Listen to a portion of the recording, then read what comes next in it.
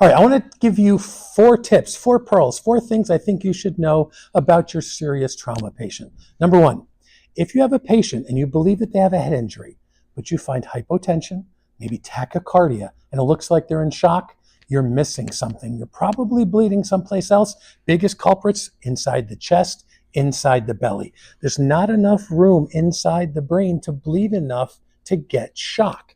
If you think you just have a patient with a head injury and they look like they're in shock, you're missing something. Number 2, let's talk about fractures. Angulated fractures, long bone fractures, we should try and get that limb back into normal anatomical position. There's a couple reasons for that. When the bone ends are like this, remember, muscles spasm to help keep things in place and are fighting abnormally against that. Also, if we can get those bones back in line, there's less place in there for it to bleed, plus it will relieve pain and be a heck of a lot easier to splint. When shouldn't you straighten a long bone fracture?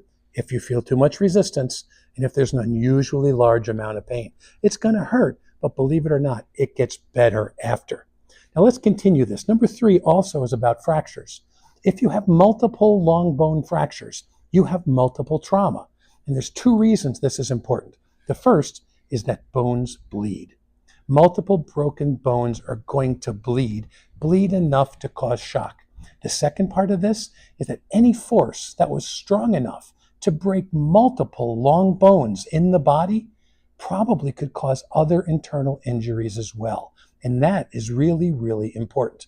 The last thing I want to tell you about trauma, and this is really, really important, we've gone from spinal immobilization to spinal motion restriction. That's great. It's a really good thing. However, remember, spinal motion restriction is only for patients with blunt trauma. Gunshot wounds, stab wounds, no motion restriction. It wastes time to get that patient to the stretcher, to the truck, and to the trauma center where they can get fixed.